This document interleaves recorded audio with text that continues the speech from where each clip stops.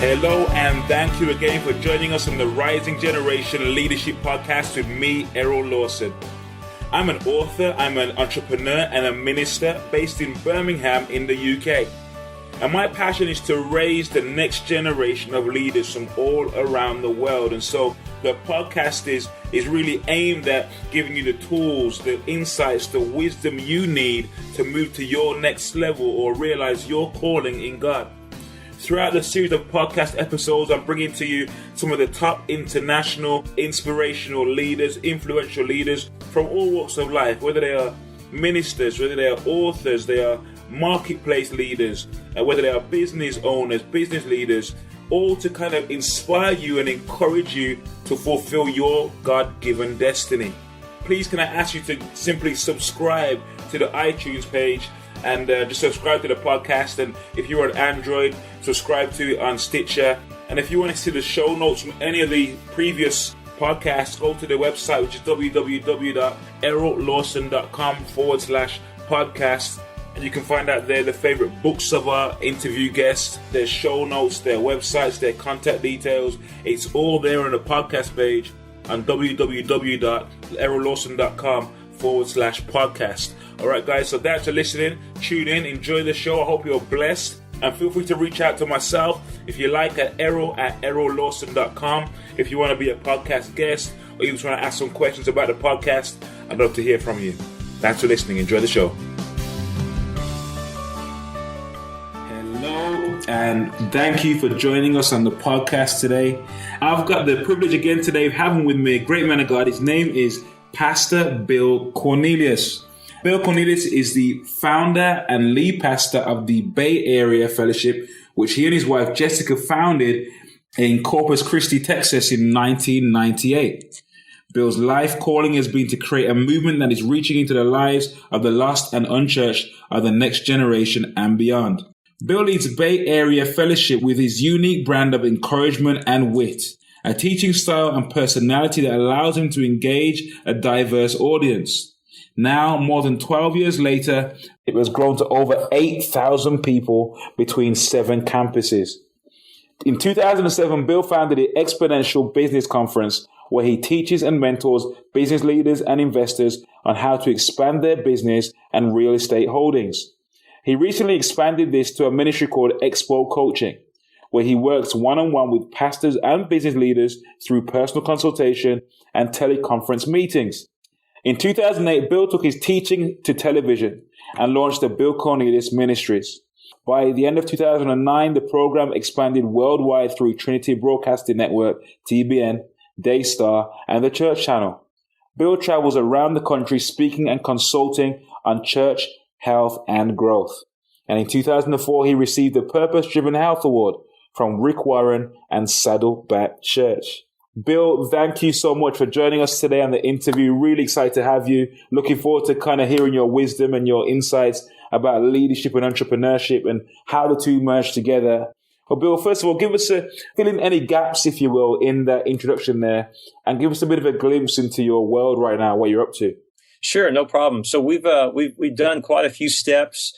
Just in the last year, actually, been pretty bold. In fact, one of the things, if anyone's going to go look us up online, it is Bay Area Fellowship, but we've recently this year changed our name actually to Church Unlimited. Okay. And so that's brand new because we're now expanding beyond the Bay Area of South Texas, so we needed to change the name.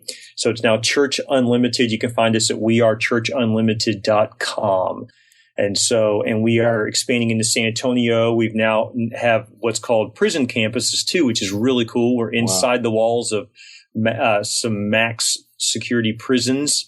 And we actually have full-blown congregations inside the walls of prisons happening too. So really cool stuff going on. Amazing.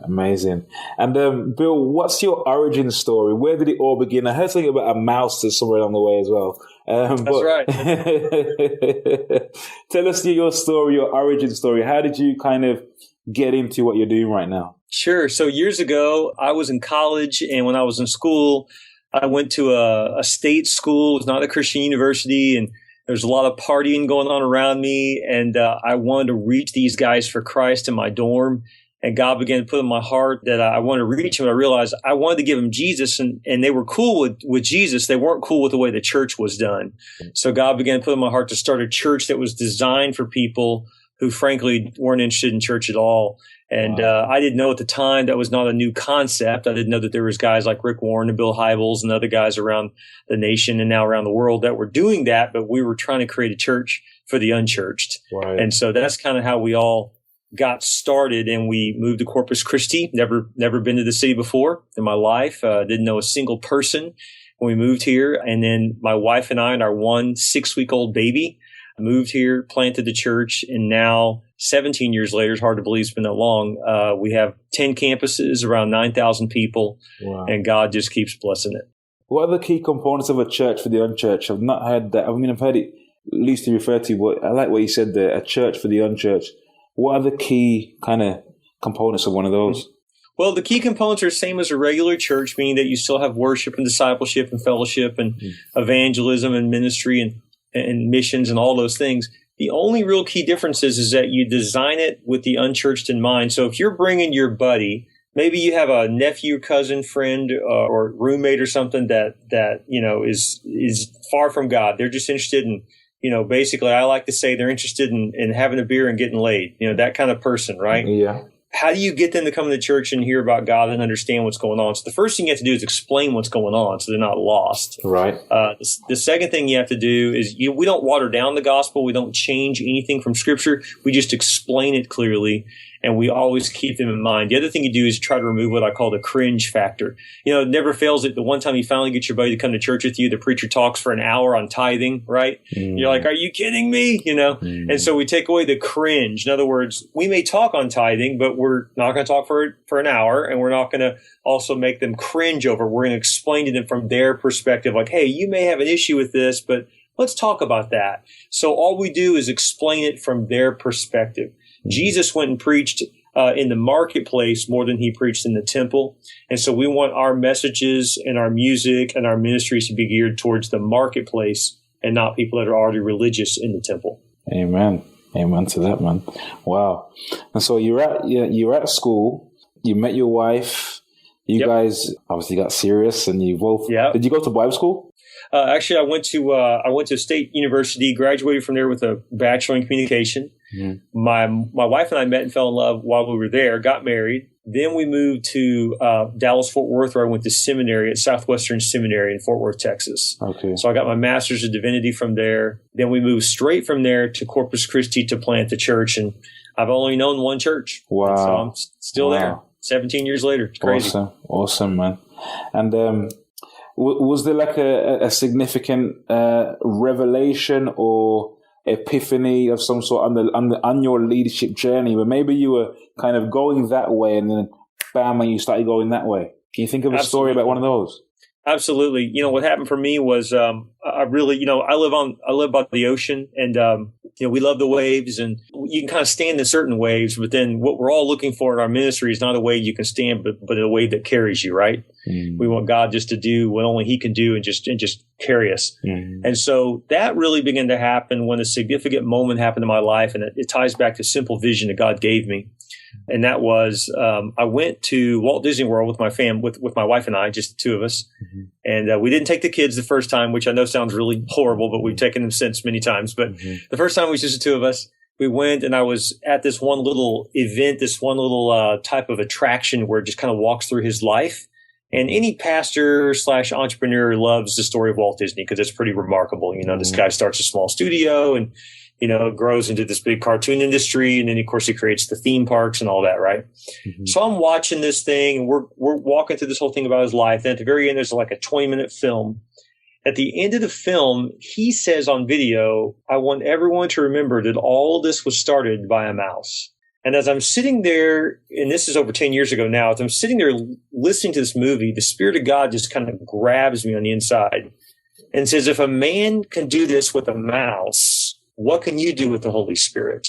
Wow. And that's when it just gripped me. And I felt like God was saying, you have no idea how much more I want to do through you, in you, and through you to the world. And I began to just say, okay, God, I'm going to pray and I'm going to seek you. So I began to seek God, and the next couple of days as we walked around the parks, I began to pray. I'd say, God, what are you trying to tell me? What's the vision you have for our church? Like if I got out of the way completely and if I just became like a limp instrument in your hands and did everything you told me to do only, what would you do with this church? Like what's your vision if sinful man wasn't in the way, right? Mm. And so as I'm praying, I'm walking around and God keeps telling me, pray more. I'm like, yeah, I got it, God. I'm doing that now. I'm praying. And as I walk, the Lord keeps saying, pray more. So finally, I'm a numbers guy, Errol. Mm-hmm. So I start saying, okay, God, how about if I pray like 5 hours about this? And I thought that was like really serious stuff, right? I'm like, how about 5 hours? Like I'm giving him quantity now, right? Mm-hmm. And the Lord tells me, pray more. I'm like, okay, God. So I'm walking around like, how about I pray like 10 hours? Now, the most I'd ever prayed in my entire life was an 8-hour prayer day that I'd committed to God, to where I prayed all day and the Lord put it on my heart to go plant a church. So that was the longest I'd ever prayed in my entire life. Wow. So I'm walking around. That particular year was 2001 at Walt Disney World. And Walt Disney, if he had been alive, would have turned 100 years old that year.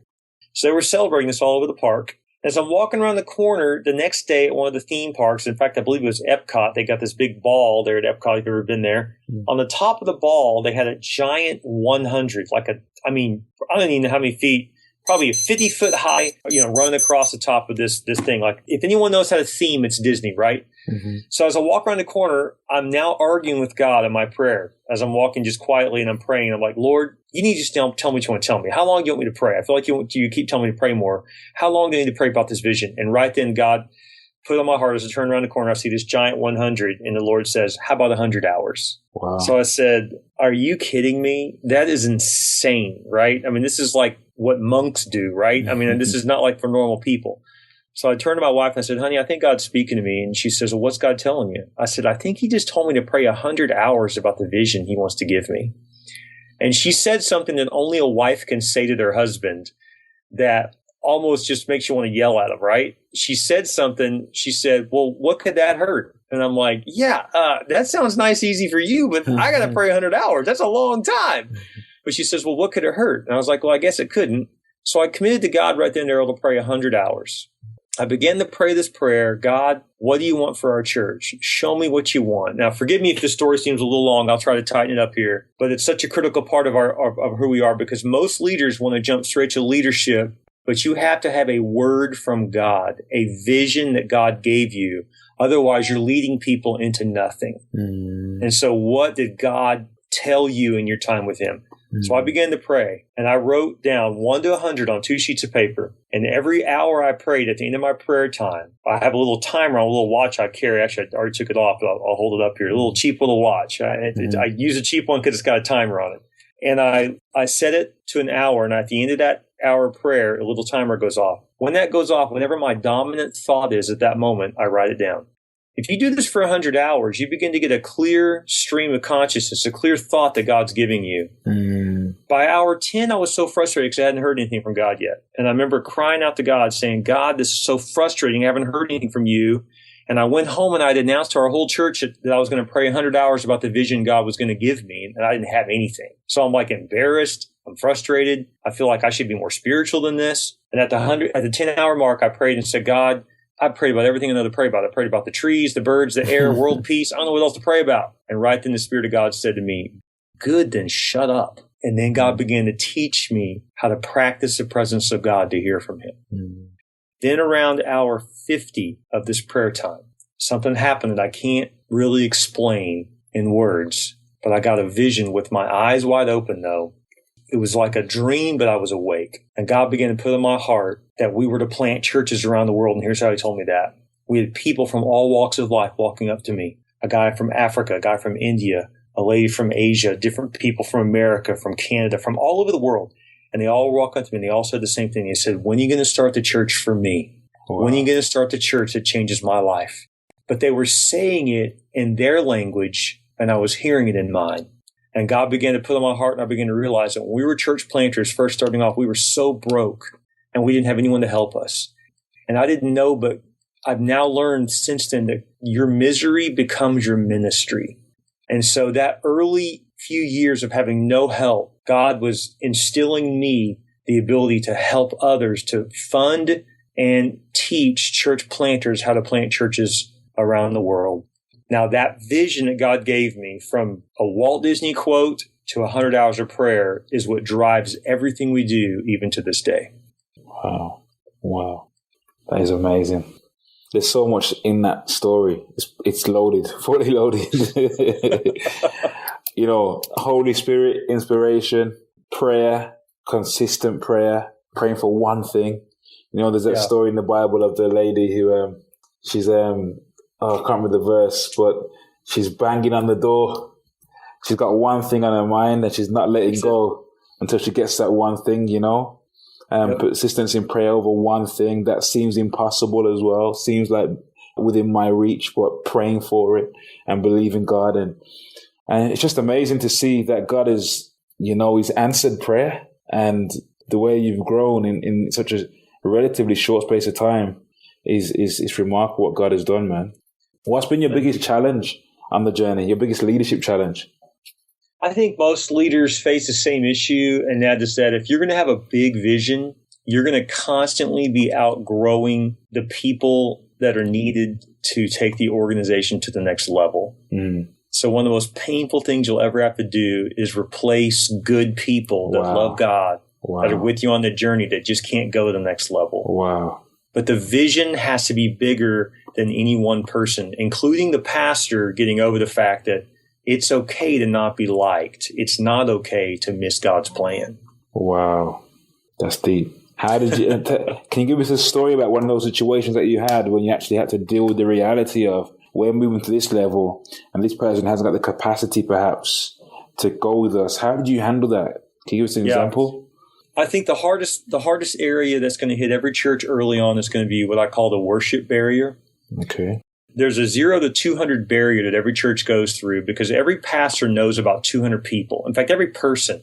If you go through your phone with actual relationship contacts, not just the general contacts you have because, you wrote down the one guy that, at Domino's Pizza that you call or something, or whatever your favorite restaurant is, not those, but the people you actually really know. If you go through your contacts list, about 200 people. Mm. This is why churches never get past 200, because it's all connected to the pastor. Mm. So what happens is a pastor has to break that up, and the way to do that is to go to 2 services, first of all, to where not everyone sees each other all at the same time now. But now you've got essentially 2 churches at 2 different hours. You got to keep building those relationships, right? To go to the next level, which is a 300 to 500 barrier, I call that the worship barrier. That's about quality of worship. See, when you're 0 to 200 people aren't coming to church because of the quality of the worship. And I hate to break it to you, Pastor, but they're not even really coming to church because they like your sermon. They're coming because they like each other. This is why those kind of churches at that size can have interchangeable pastors all the time, and it's no big deal. They're not there for that. But once a church broaches 300, people now are looking for a worship event, a worship experience, which means now the quality of the singing, the quality of musicianship matters more than ever. And you have to look at it with a critical eye and say, okay, is this guy or girl leading our worship good?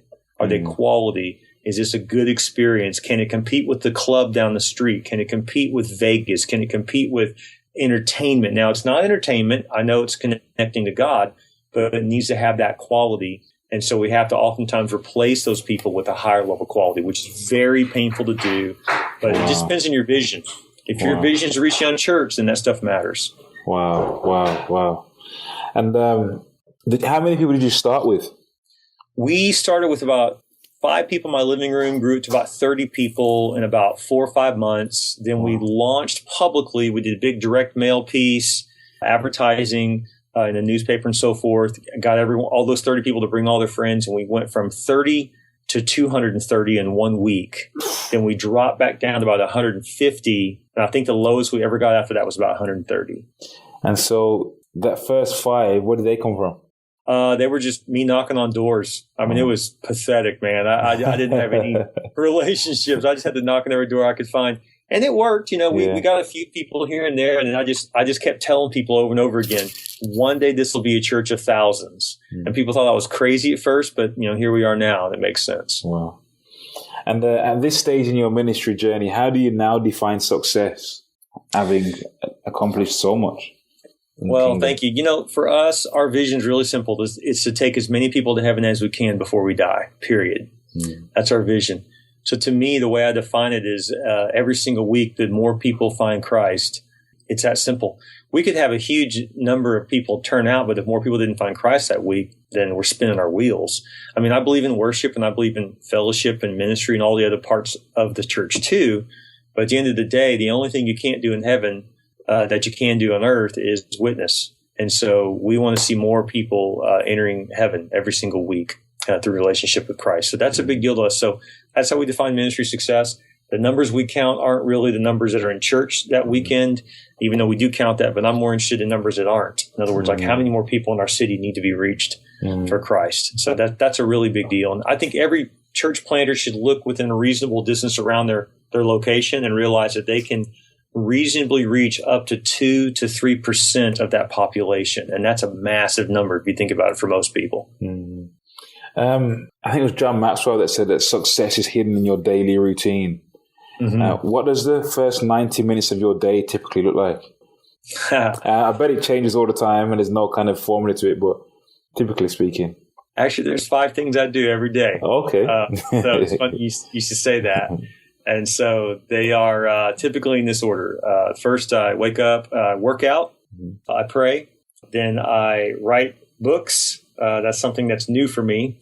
And I work on my messages every day. And then the 5th one is I fundraise. And those are the 5 things I do every day. Now, what that looks like is workout and prayer. That's kind of simple. Write books means I need to have a stream of consciousness of writing. And this is just something that's personal for me. Not every pastor is called to be a writer. I understand that. But if you are, you should have a moment every day that you write something. Even if it's not good, just write. And the 4th one, working on messages for me is typically reading books all the time, digging in new stuff, listen to podcasts, and also just working with my Bible software and in my time in the Word and seeing what God's teaching me. Fundraising is really friend raising. So what I mean by that is the way you really fundraise is I don't actually go out and ask people for money directly. I go build relationships with key donors. And if I'll share them my heart about what we're trying to do as a church, then if you get their heart, eventually you'll get their pocketbook. I never really just say, I need you to give this much money. I just say, man, here's a vision of what God's leading us to do. If you want to be in on this, great. And they'll just typically ask me questions. And then, a few weeks later, a few months later, something will come in the mail or they'll give online or something. And it's about those relationships. So key donors are a big part for pastors. You can't ignore that. You have to be making those connections. Fantastic. The 5, so we got, you wake up in the morning, it's workout, prayer, write books, work on message, and fundraise. That's it. That's very interesting. Very interesting. It's got these answers are just like, okay, alrighty. So well, let me just say this. This is the question to help you decipher what those things are for you. Yeah. What are the things that you only can do? That's what you should be doing. Because no one else can really work out for me. Trust me, I wish I could drop my body off somewhere and let someone else do it, but I can't. No one can have my prayer life. In other words, you have to do your own dying and you have to do your own believing. So I have to have my own prayer life. And then no one can really write a book for me. Those are supposed to be my thoughts. And no one can write my sermon for me, or they shouldn't be writing my sermon for me. And any pastor who's just taking someone else's content solely is not going to have the power in their ministry, because it's supposed to be a time with God giving you something. And then no one can share the fundraising, the benefits, and the vision of who we are as a church like I can, because it's the vision God gave me. So the real question to ask is not what your 4 or 5 things are. The question should be, what's the thing that only I can do? So how do you fit business into that? For me, because I love pastoring more than I love business, for me, I like to do businesses that run themselves. And so for me, that's mainly real estate. So we have a couple apartment complexes and houses. I also do some flips. So we flipped a couple houses last year as well. And now I'm working on acquiring some more properties. And so that's just simply cash flow is what I'm trying to do. Okay. And everyone has a different thing, but I've been offered, you name it, all kinds of different opportunities to do this and that. And almost every one of them, when I look at it, it takes up mind space. And I never add mind space. I will add equity space. I will add cash flow space. I will not add mind space. I don't have the mind capacity to take on. Like, in other words, like if someone said, hey, you can get in on a Subway or a McDonald's. No way. Too much management. I don't have time for that. So I'd rather just own the ground rights to the person who is running the Subway, and they can pay me rent, which I don't, but I'm just saying that would be an example of the choice I would make. And so I really like things that cash flow. And this goes back to Genesis 1 and 2. If you study it, the Garden of Eden was plush, and it was because it had one river that broke into four. And so if you want to have a plush life, take your one stream and multiply it into 4 streams. And so we should not just have one stream of income. You should have multiple streams of income coming in. And so that's where I'm getting that from. Awesome. So your results haven't just happened. There's been practices or habits or rituals that you've built into your life. You mentioned those 5 things in the morning there. But have there been any other key habits that have contributed towards your success? Absolutely. The habit of constant learning is a big thing. But I think one of the things that's a real big habit for me, and in fact, this is how, Errol, you and I connected. And this is a good habit you're creating right now, by the way, which is the habit to always be getting in the world of someone doing more than I am. So I'm always trying to weasel my way in relationally with someone to learn what they know. So for me, years ago, I created the habit of hunting down Bil, who's now a mutual friend of ours. Wow. And he referred you to me. Yeah. I asked God a long time. I said, God, I don't need to be rich, but Lord, would you make me rich in relationships? And God has done that. Wow. Through those relationships, Pastor Ed Young became a very good friend. He was on my board of directors for about 4 or 5 years at our church as well. Wow. Through that relationship, that opened many doors for me. I now have a relationship with Rick Warren, who's been a huge help to us for many, many years. Craig Rochelle is someone who personally mentors me. That's a big, big thing for me. Wow. He's helped me with multi-site like crazy. So anyways, there's just some relationships. And I don't mean that to name drop because, 15 years ago, I didn't know any of those guys. But I just said, God, just give me those relationships. And the first thing you do is you start by reading their books, listening to their podcasts. The next thing you do is you go to their events. You show them honor by actually going to their events. And then every time you're there, you make a personal connection with them. And God may give you favor with someone. And you're not supposed to have favor with everyone. But who God gives you favor that doesn't make sense to you, and you say, why is this person giving me time? It's because they see something in you that you don't see in yourself yet. Just like you and I, Errol, see these young guys that we pour into, and they don't realize why we're giving them the time. It's because they don't see what we see in them already. It takes a leader to raise up another leader. And so this is where we get to go along and find shepherd boys and crown them king and say, you don't know who you are yet, but let me help you discover who you really are. And so that's a real joy that I get to do. And I've had some guys do that in my life. And because every little boy has a king in them, and every king, by the way, also has a little boy in them. And so you got to tap into both. Amen. So what's your biggest weakness as a leader? That's a great question. The problem is not coming up with one. So which one? I think my biggest weakness as a leader is a very common one: the desire to be liked. I think that's a big problem for a lot of leaders. We really want the accolades, the attention. I think it's very tempting to begin to look at the fruit of your ministry more for what your personal gain is from it, rather than the actual fruit of the ministry. In other words, do I want to see our church grow by 1,000 people this next year because I'll make a certain list, or because I want to see 1,000 more people go to heaven? Do I want to see a new campus open in our church because then our budget will increase by $1 million? Or do I want to see a new campus open because more people will be saved in that community? Do I want to write a book because I want to help someone who's going to read it, or because I want my book to be on the whatever list? And so I think the challenge is the heart issue. Bill Hybels, one time I heard him say that he spends 40% of his time in personal growth. And that blew my mind. I thought, that's an enormous amount of time. I'm starting to understand that, because it takes me about that long to knock off all the Bil Cornelius out of me, just to strip away my ego and my desire to be liked, and to finally get down to, oh yeah, wait a minute, God, I'm just your servant. I started off with nothing, and God, it's supposed to still just be me and you. And so, oftentimes I find myself, going to the, as Moses did, the tent of meeting, and just getting face to face with God and saying, God, what do you want of me? What do you ask of me today? What needs to be removed in my life? Where am I arrogant? Where am I a jerk? Where am I lustful? Where am I wrong? Where am I selfish? And God, chip all that junk away so that I don't screw up what you're doing. And that's probably my biggest weakness would be the ability to pull myself out of the picture. And I think that's a big deal. That's great. And what's your biggest strength? Well, wow, that's different for everyone. I think your strength and weakness tend to tie together. Sure. The good news by God's grace would probably be that I think the strength is our people. Like we have the ability, there's a lot of trust in our church. So if I'll stay humble and go to God, and when God gives me a directive, if I bring it to our people, they shockingly will follow it. Wow. I mean, it's almost scary how much they will just go with it.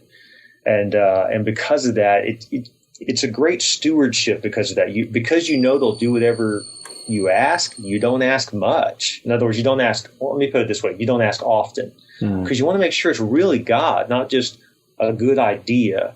I think a lot of pastors have a lot of good ideas every other week, and it erodes your credibility if every other week you have a new vision.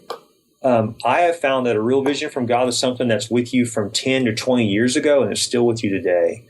So for me, just doing a few things and asking people to give their all to those few things, our people are willing to do it. And so that's what we really are all about. So church planting, I keep going back to that. For me, that's my heart. And because of that, people here are really willing to go all in for it. Wow. And so I think a real strength of ours is that we're simple. It's hard to break a simple vision. And because of that, people really have ownership to it. Wow. Awesome. Looking back towards the beginning of your journey, what was holding you back from going into leadership? Wow, good question, Errol. That's a great one. Fear. I think fear is a lot of it. I think we're afraid to be different, for one. I think the other thing that keeps us from leading is a hesitation. I think most of us are waiting for someone to give us permission to step out and lead. And the truth is that every great leader that I know personally, their permission has come directly from God. And they've almost always had to buck a system they were in. Every great leader knows how to deal with that. In other words, if you're going to be David, at some point you're going to walk in front of the army and they're all going to tell you you're crazy. But you have to go do that. I think the real slaying of the giant for David was not slaying the giant. It was walking out in front of his brothers. Wow. I think that was the real slaying of the giant. So I think taking those first steps onto the battlefield, frankly, that's the scariest part. Because the story could have ended very differently. He could have died on the battlefield and he probably would have gone down in history and, oh, wow, let's all fight for David, like the William Wallace, man, he tried, But so I think the real test of leadership is being willing to walk alone. And I just want to encourage every pastor, maybe that for you, it's a board meeting you got to go into and say, guys, I know you're telling me to do this, but God told me this. Wow. Maybe it's a deacon meeting, maybe it's a denominational system you're coming out of and you're saying, I know this is the way they've done it 100 years, but this is not what God told me to do. God told me, thus saith the Lord, will take you further than anything else. Wow. Who have been your top 3 significant mentors in your leadership journey? Probably already mentioned him, but I'll say him again, and I'll tell you why, each of them too. Rick Warren is probably the first one, and I did not know Rick for a long time, but I was handed some audio tapes of his years ago. This shows you how old this was, and they changed my life. The concept of building a church for the unchurched, I never even knew that existed, but that really impacted me. And I still listen to his stuff, and now I have the privilege of knowing him, and he's even more amazing. The second one, by far, probably the most personal contact for me was Ed Young Jr. At Fellowship Church in Dallas, Fort Worth. For some reason, he kind of plucked me out of a crowd one day and said, I want to pour into you. And he just took the time to do that. His creativity, I regularly asked for the first 3 or 4 years of studying him. I would say, wow, you can do that in church. And then we would try it and it would work. And we just kept learning from him to be more and more creative. And then the third one is more recent in the last 5 to 6 years, and that's Craig Rochelle. He's really taught me the ability to create systems and to bring on key people to develop the systems and to always hire people smarter than you. And he's really helped me do that.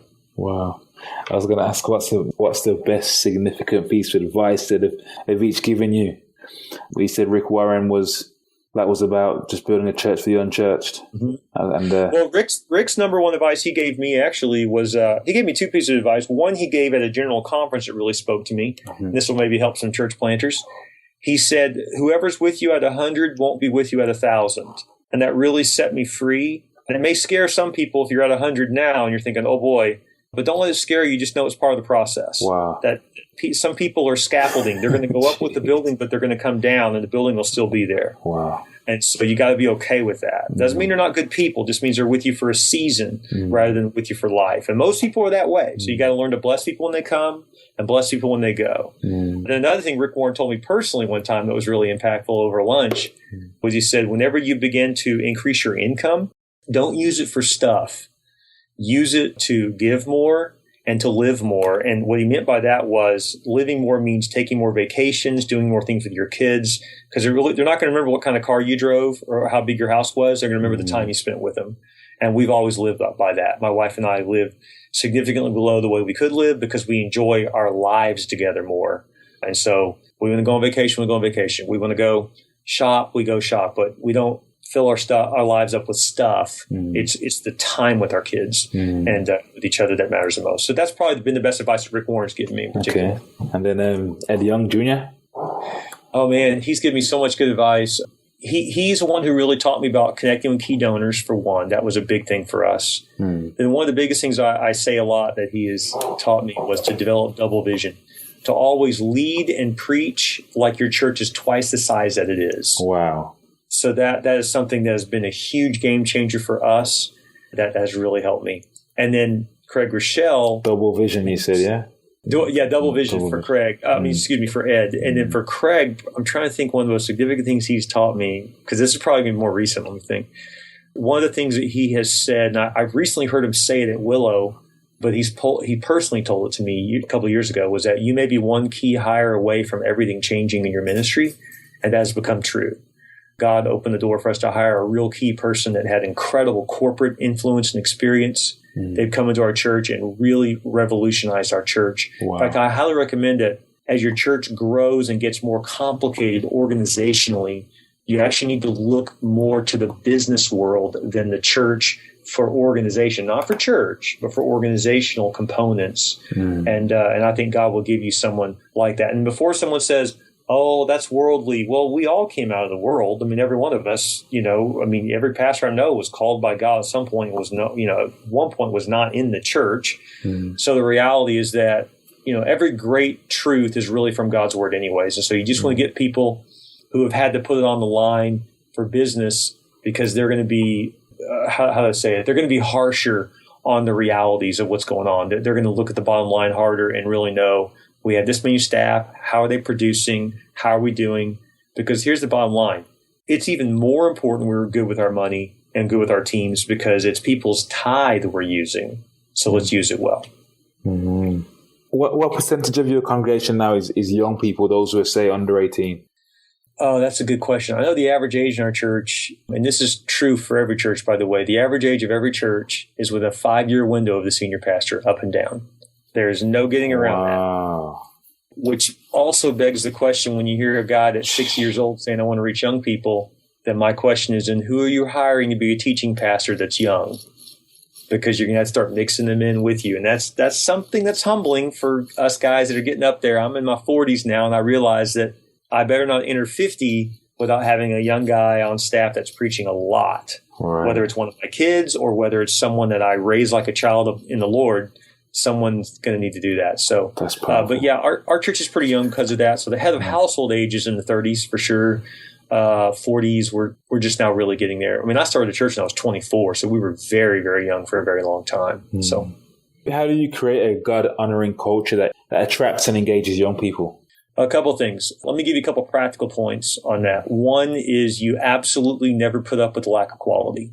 If something doesn't look or sound good, done. Someone doesn't look or sound good on stage, they don't sing. If someone doesn't look or sound good, they don't teach. And I know some people right now are getting offended thinking, "Did you say look?" And I will say, yes, I said look, because in our culture, people care about that stuff. So you got to think about how you're coming across. I'm looking at you right now, man. You're in a hoodie. That's what I hope you're preaching in. That's what people look like right there. Wow. You know? Wow. And so it's good. And so I think that's a big deal. And also, if you really want to reach the next generation, pick up the pace. You got to pick up the music pace. You got to pick up your sermon pace. You should be preaching faster sermons, tighter sermons. They shouldn't be 45 minutes. They should be 30 minutes or less, especially unchurched people. They should also be more interactive. In other words, I wouldn't just be a talking head. I would bring a prop up on stage, do something creative, jump down in the audience, just, be animated. In other words, it's like TV, and reality TV is huge right now. My best friend's a reality TV producer. Okay. He works for MTV and he's a Christian. Believe it or not, that actually exists. Wow. Okay. And I'll tell you something I've learned from him, and that is that everyone has about a 7-minute window before they're bored. If you look at TV segments, they're all 7 minutes long, then they go to commercial, then they come back out for 7 more minutes, and they go to commercial. That's because the human brain can last about 7 minutes. So every 7 minutes, you better have something interrupting your stream of consciousness in your sermon or in your worship that's going to grab people again. And so that's a big deal. So how are you grabbing people? That's powerful. Well, anything else? Creating a God-honoring culture that attracts and engages young people. Yeah, they need to see the reality of your faith. What are you doing, Pastor, that scares you? If you're not doing anything that terrifies you, then how are you trying to convince other people to live by faith? So what piece of land are you going for you can't afford? What building are you going to lease that you don't have the money for? What worship leader are you going to go ask to lead worship for you that you know they're going to probably say no, but you ask anyways? In other words, what business leader in your community are you going to personally go invite to come to church and you're intimidated to do it? Wow. What are you doing that scares you? If you're not doing anything that scares you, you're not living by faith. And it is impossible to please God without faith. Wow. Awesome, man. What's the one thing you're most fired up about right now?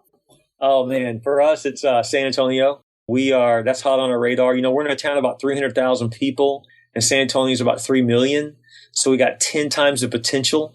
And so we are super fired up about that. I'm driving up every Sunday night, doing it live because I'm so committed to it. It's the first time I've ever done that. We have 10 campuses. I'm only live at 1.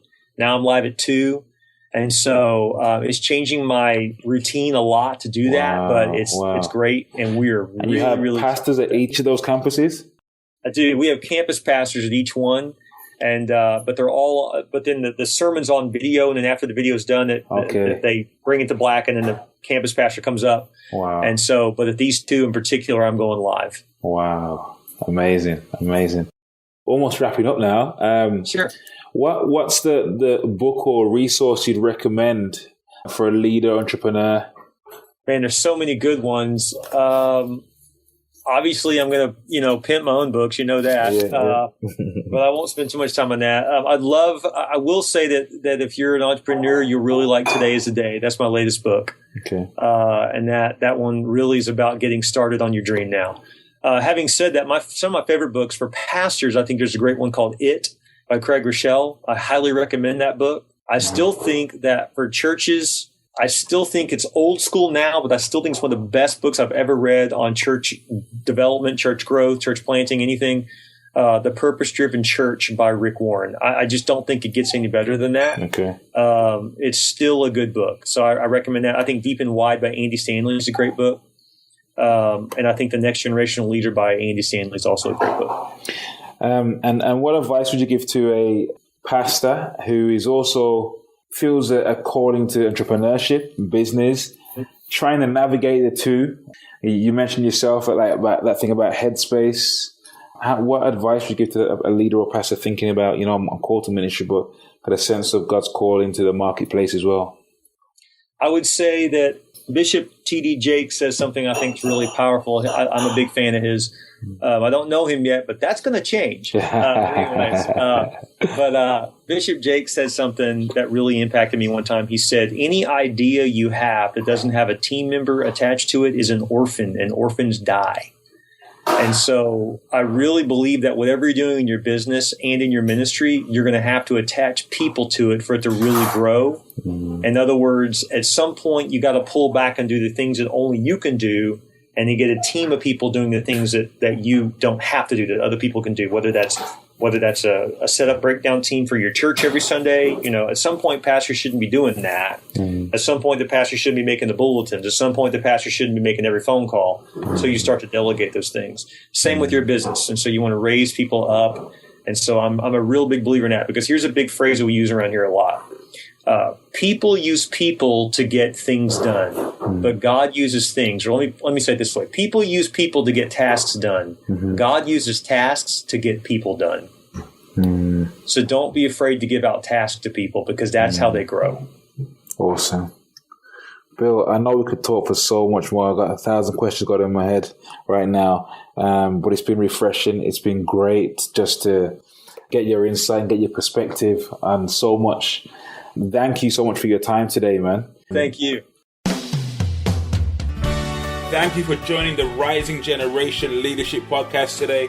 I really hope you enjoyed that episode. I hope you were inspired, you were lifted, you were encouraged. Hey, please remember to go to the iTunes page and subscribe right there, or check out the show notes from today's show at www.errollawson.com/podcast. And please share with your friends. Let somebody else be inspired. Thank you for listening. See you next week.